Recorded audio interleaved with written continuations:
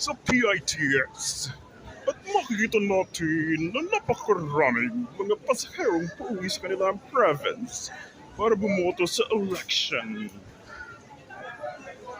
Nakita po natin, nagsisiksikan sila para makauwi at makabili ng ticket. Ang haba-haba ng pila. Pila doon, pila dito.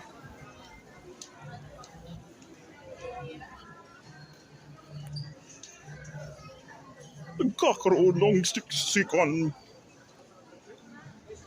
Mga kumpare at kumare, nahihirapan akong maghanap ng dadaanan.